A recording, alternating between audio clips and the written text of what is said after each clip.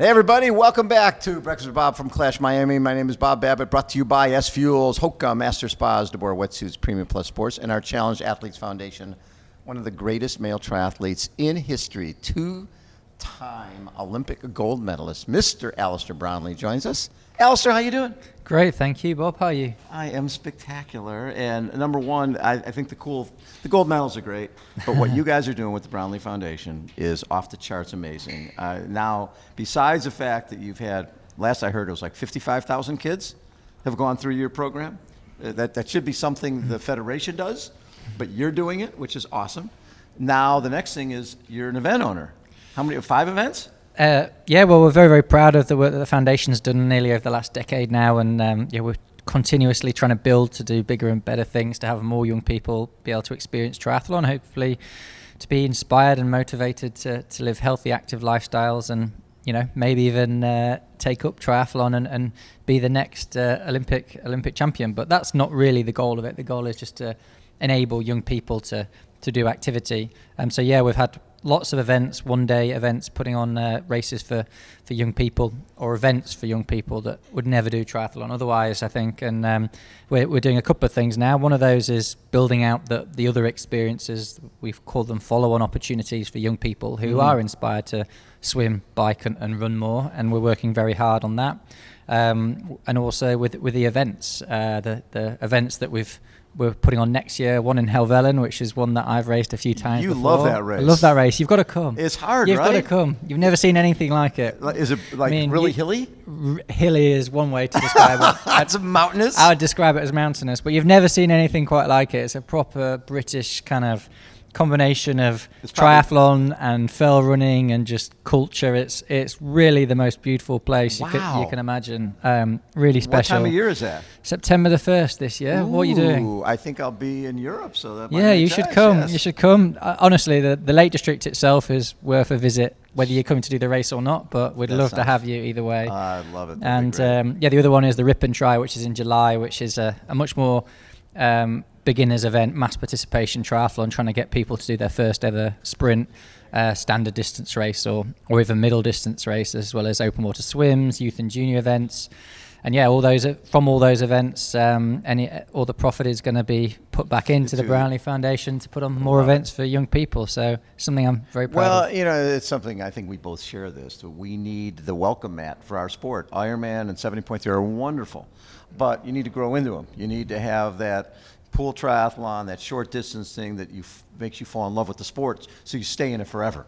Otherwise, people come in and they say, hey, I want to be an Ironman. They hire a coach, they train for 6 months, they get their M.dot tattoo, and they're gone. We want kids to find out that this is the greatest. I mean, you were a kid when you got into the sport, and there's nothing better. You're a hyperactive kid. You get in the water and you think, this is great. Oh, I'm getting a little tired. Oh, I could do something else. Yeah, I absolutely agree, and we've both talked about this before, but we know that there is an issue with that level of racing, an opportunity for people to do events at that level, to be inspired, to be motivated to enter your local triathlon. And, right. And so, yeah, that's both of those levels of what we're trying to achieve with this, getting young people exposed to sport, the fantastic sport of triathlon at a young age, yes, and then putting on events that definitely have fallen off the radar in the last few years, I think post-COVID, and there's a real need for those events for people to happen, like you say, whether they're on the journey to do a long distance event, or they're just entering for charity, or they want a goal to do something with their mates. There's really having those events, I think, is so important at the moment. The T100 series, and we're talking 8 events. We're talking your Alcatraz. They're all so unique. Singapore, Alcatraz, here, everyone, Ibiza. It's a cool time to be a professional triathlete. I bet you'd be like, man, I wish I was like 10 years younger when all this stuff came out. I often think I wish I was 10 years younger, if I'm honest. Yeah. But this is a great time to be a pro triathlete. There's a lot of options. I mean, Johnny's still doing Super League and going for another Olympics. But at the same time, you can be doing these. You can go do an Ironman. You can do 70.3. You could do Challenge. There's way more options than there ever have been from a pro perspective.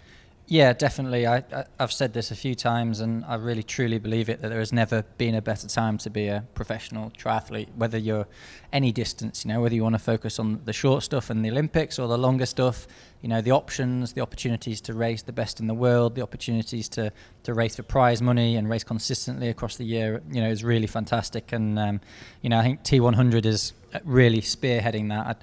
I think there's a lot of great things about it. One is the 8 races across the year for consistency of having the best athletes race each other. Yes. As you said, the great locations.